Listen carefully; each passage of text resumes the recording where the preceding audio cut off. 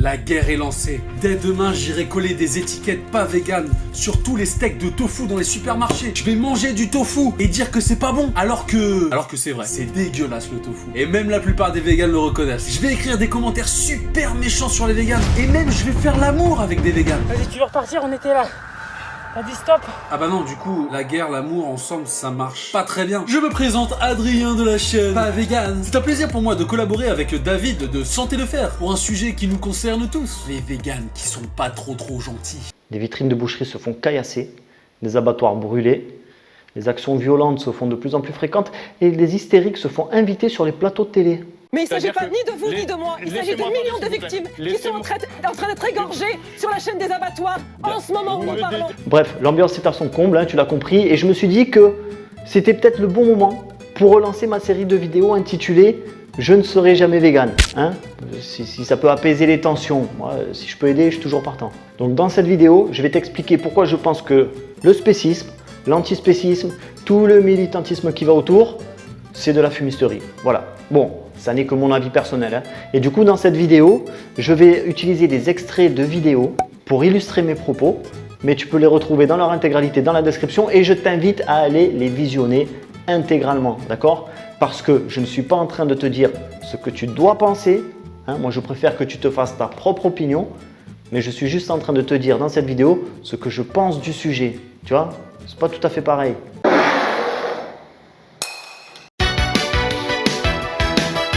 Tous les végans qui passent au militantisme, que ce soit la dégradation de vitrines de bouchers hein, avec des tags ou jeter du sang, n'importe quoi, ou alors aller squatter des abattoirs, se définissent comme des antispécistes. Ils combattent le spécisme. Mais peut-être que tu ne connais pas. Donc on va écouter JMDO, militant antispéciste, qui va nous expliquer ce qu'est le spécisme. Mais alors, qu'est-ce que le spécisme ? Wikipédia nous dit « Le spécisme, du mot anglais spécisme de même sens, est la considération morale supérieure que les humains accordent à leur propre espèce, et le traitement discriminatoire qui en découle, notamment à l'encontre des animaux d'élevage, destinés à l'expérimentation ou considérés comme nuisibles. » Donc l'idée principale, c'est que l'homme fait passer ses intérêts avant les intérêts des autres espèces animales. Mais pas que. Donc le spécisme, en plus de placer l'humanité au-dessus de toutes les autres espèces, hiérarchise les animaux non humains entre eux. Il hiérarchise les animaux entre eux et ça, c'est pas bien. Voilà, c'est pas bien. Garde-le bien en tête parce que c'est important pour la suite. Alors je sais pas toi, mais moi dès le début j'ai un problème avec la définition, notamment à cause du mot notamment. Ouais, t'as vu, je fais des jeux de mots. Non, tu vas voir la vidéo, c'est super drôle.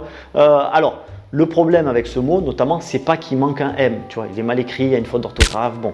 C'est cocasse, mais c'est pas grave, ça arrive aux meilleurs d'entre nous de faire des fautes d'orthographe. Non, le problème du mot notamment, c'est qu'il met l'accent, tu vois, sur certaines catégories d'animaux, plus que sur d'autres. Donc déjà, je trouve qu'il y a une hiérarchisation, tu vois, il y a du spécisme, parce qu'il y a plein d'animaux qui ne rentrent pas dans ces catégories-là. La définition aurait pu s'arrêter à « qui en découle », point. Enfin voilà, bon, je suis peut-être un peu tatillon, mais je vois que pour les militants antispécistes, voilà, ça n'a pas l'air déchiffonné plus que ça. Lorsque les militants antispécistes précisent ce qu'est le spécisme à des néophytes, à des gens qui n'y connaissent rien, ils procèdent toujours de la même manière, en tout cas souvent de la même manière. Ils présentent d'abord le sexisme, le racisme, et après, ils abordent le thème du spécisme. Et cette vidéo de JMDO, par exemple, n'y fait pas défaut. C'est-à-dire que le sujet du spécisme n'est abordé qu'au bout de 5 minutes 30, 40, enfin, il y a presque 6 minutes d'introduction avant d'attaquer le sujet du spécisme. Alors moi, bon, je trouve qu'il y a un peu anguille sous roche. Je me dis, on essaie de me faire un truc, tu vois, parce que normalement, si ton combat ou ta cause est juste, elle fait sens, tu vois, tu peux en parler directement. Tu n'es pas obligé de faire une intro de presque 6 minutes. Pour moi, c'est plutôt de la préparation psychologique, à te faire valider un concept que tu n'aurais jamais validé si on te l'avait présenté tel quel. Alors je te résume l'intro de cette vidéo rapidement, vidéo que je te conseille d'aller voir dans son intégralité, elle est dispo dans la description, vas-y parce que c'est très intéressant au niveau de la structure narrative, tu vas voir c'est passionnant. Donc l'intro elle est simple, c'est le sexisme est une discrimination infondée, le racisme est une discrimination infondée et le spécisme c'est le même schéma, c'est une discrimination infondée. Tu es contre le sexisme, tu es contre le racisme, tu es obligatoirement contre le spécisme, tu vois. C'est un peu une escalade de l'engagement, tu vois. Oui, ben oui, voilà. Donc, pour moi, il y a un petit peu manipulation. Après, bon, je suis peut-être mal intentionné. En tout cas, ce qui est sûr, c'est que tu te dis, normalement, une personne qui rentre dans ces catégories-là, tu vois, dans la catégorie victime potentielle du sexisme, ou victime potentielle du racisme, ou le combo, elles devraient se sentir solidaires, tu vois, des animaux victimes du spécisme. Aurélie. Une bonne qualité de bois. Alors toi qui es femme, noire, tu peux dire que tu es noire, tu peux dire? Oui, Oui. Et descendant d'esclaves, super combo. ouais. Est-ce que tu te sens solidaire des animaux d'élevage qui vivent le spécisme au quotidien? Est-ce que tu te sens, tu as l'impression qu'il y a un rapport avec ta vie, ton histoire, ta personne? Non, pas du Aucun. tout. Aucun lien. Je vois pas le rapport. Ben merci. Ben non, il n'y a aucun rapport, mais vraiment aucun rapport quoi. Pour deux raisons majeures. La première, c'est le projet final. Les gars, on n'a jamais mangé les femmes ou les esclaves ou les personnes qui venaient d'une ethnie différente de la nôtre. Tu vois, on a encore moins élevé les femmes pour les bouffer. Donc c'est quand même malheureux de devoir le préciser. Et la deuxième raison, c'est qu'on ne mange pas des animaux parce qu'on se sent supérieur ou qu'on veut pratiquer une discrimination. Non, on mange des animaux parce qu'on en a besoin physiologiquement. Alors, je sais qu'il y a de nombreux véganes qui sont dans la négation. Et en général, ils répondent par oui, je suis omnivore, mais ça ne veut pas dire que je dois manger de tout. Ça veut dire que je peux manger de tout. Nuance. Ouais, sauf que non. Avant la synthétisation de la vitamine B12 à la fin des années 40, en 1949, si je ne dis pas de bêtises, il était tout simplement impossible de tenir un régime alimentaire végétalien. Et le fait qu'aujourd'hui, les véganes, les antispécistes utilisent des béquilles chimiques pour pouvoir pallier au manque d'apport en produits animaux, ne fait pas d'eux des personnes qui n'ont physiologiquement pas besoin de produits animaux. D'accord? On en a physiologiquement besoin. Pour te faire une analogie contraire, pour que tu puisses piger, c'est simple. Si demain, imaginons, Sanofi Aventis, qui sponsorise actuellement une grande partie des véganes, invente un complément alimentaire qui nous permet de nous passer de végétaux. Est-ce que ça veut dire que physiologiquement, nous n'avons pas besoin de végétaux? Pas du tout. Ça veut simplement dire que j'ai pallié au manque de végétaux par un produit de substitution, une béquille chimique. D'accord? C'est tout. Ça ne change rien à ma physiologie. Donc l'homme, je regrette de vous l'annoncer, il va falloir se réveiller les mecs, il a physiologiquement besoin de consommer des produits d'origine animale. Voilà. Après, vous faites ce que vous voulez aller à la pharmacie jusqu'à la fin de vos jours, vous y allez, c'est pas de problème. Enfin, je ne sais pas où est-ce que vous avez vu des similitudes entre le sexisme, le racisme et le spécisme. Putain, vous êtes allés chercher loin, les gars.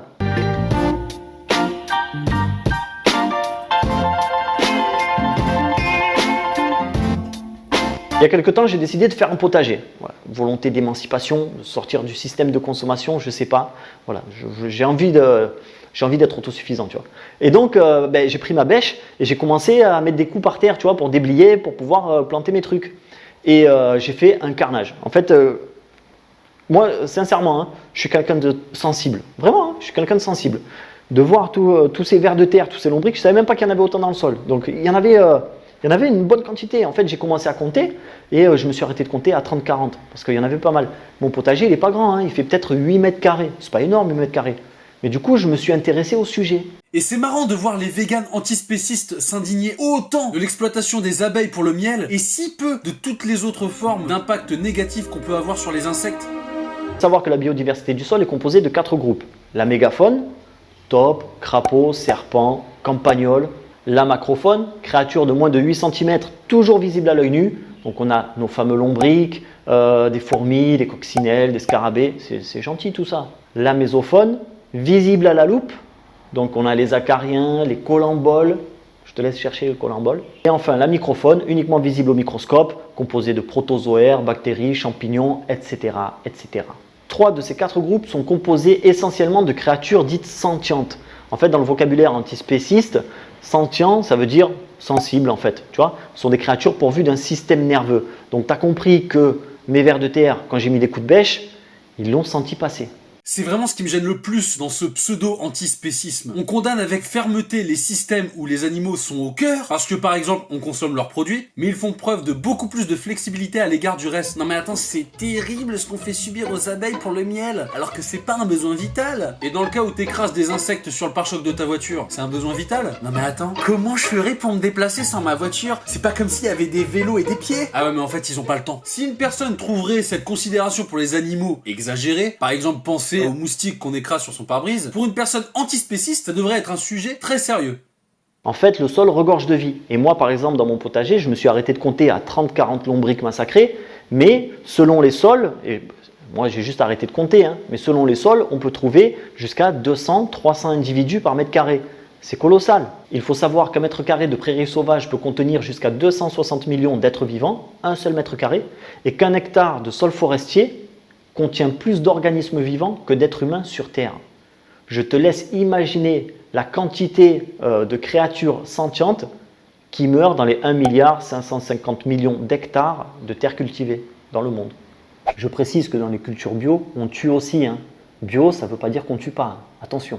On a donc d'un côté l'élevage, 74 milliards de créatures sentientes tuées chaque année selon la FAO, et de l'autre côté, la monoculture industrielle, des milliers de milliards de créatures sentientes, et encore je dis ça, c'est tout simplement inquantifiable, c'est des 10 puissance je ne sais pas combien, voilà, tuées chaque année.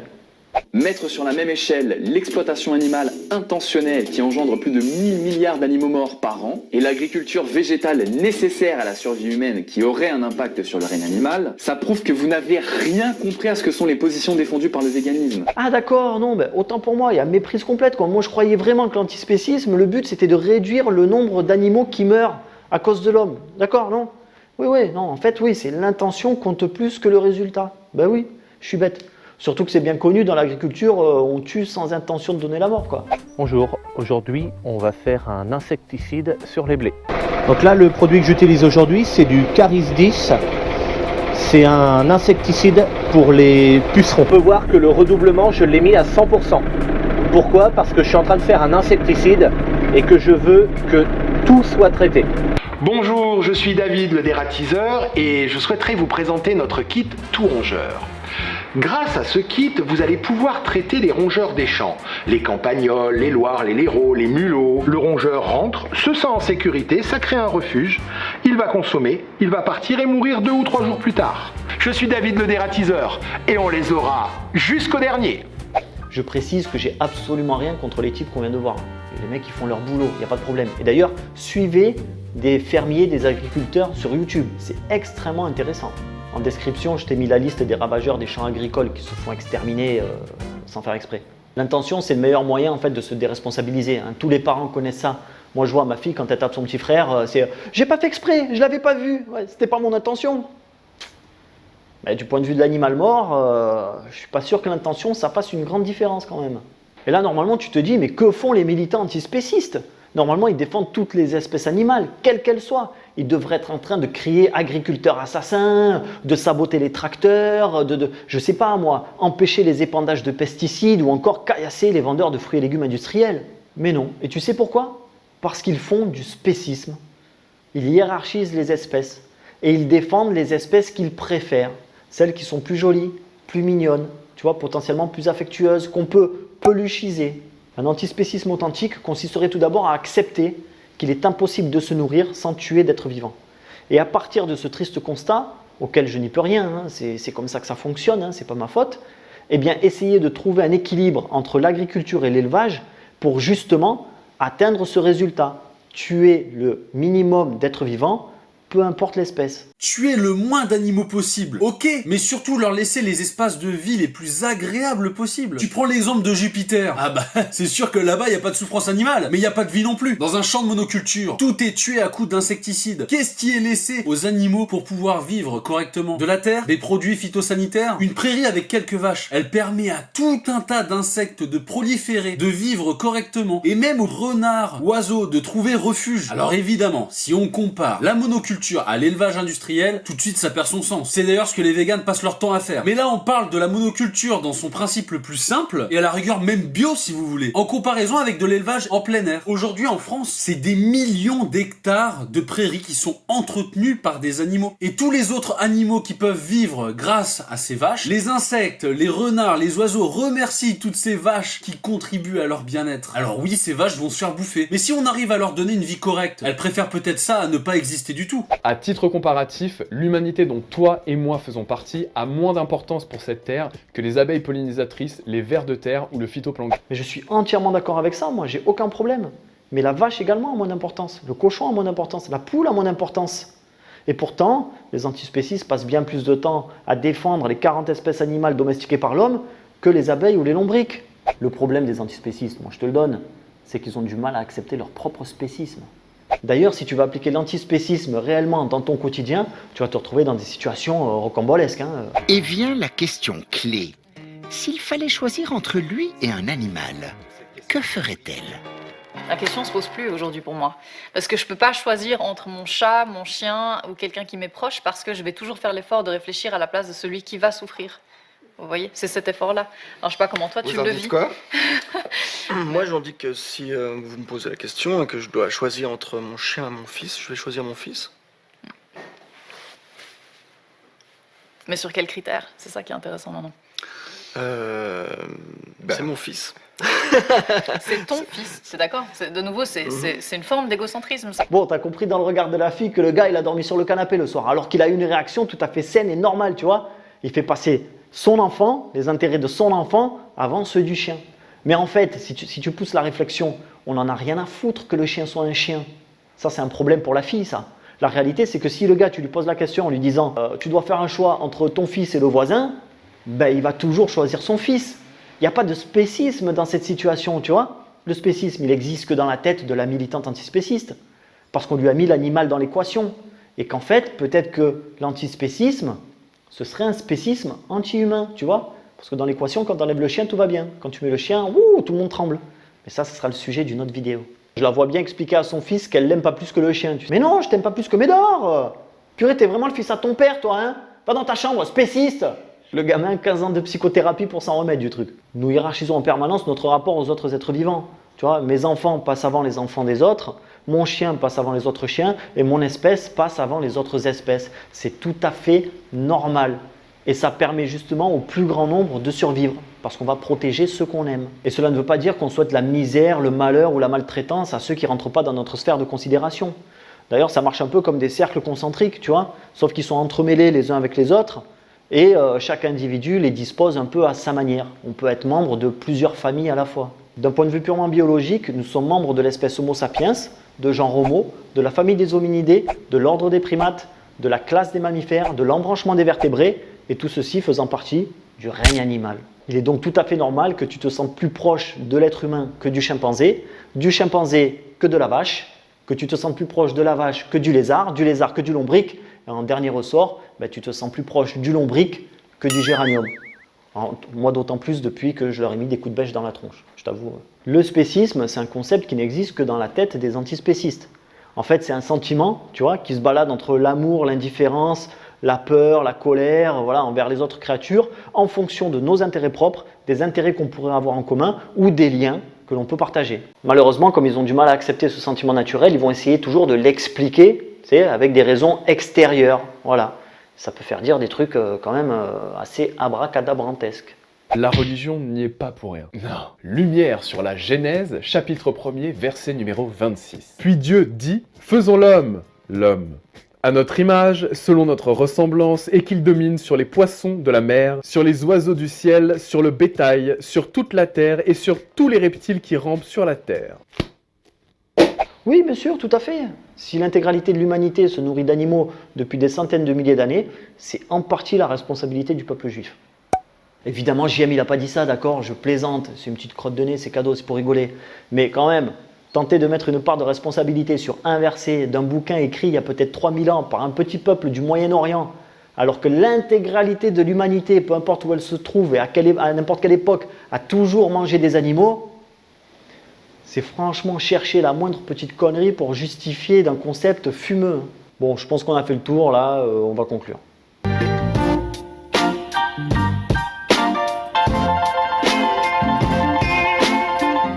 Je vais essayer de finir rapidement. Donc pour moi, le spécisme, c'est un concept fumeux, tu vois, ça existe que dans la tête des militants antispécistes. C'est eux qui voient le monde à travers un prisme.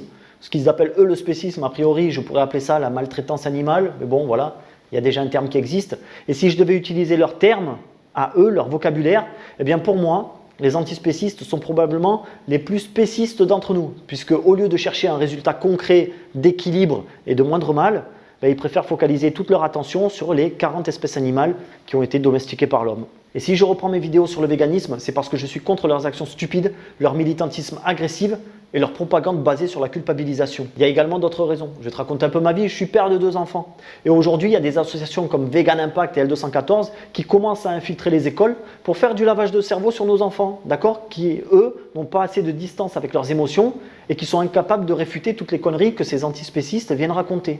L214 Éducation propose des animations sur la défense des animaux. Des conférences, des expositions, des outils éducatifs pour l'enseignement.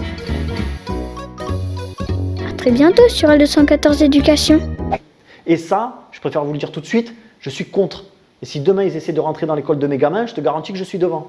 Bon, je t'avoue que dans les DOM, au niveau de la propagande, on est quand même assez tranquille. Hein. Le créole, il n'est pas prêt de se faire véganiser.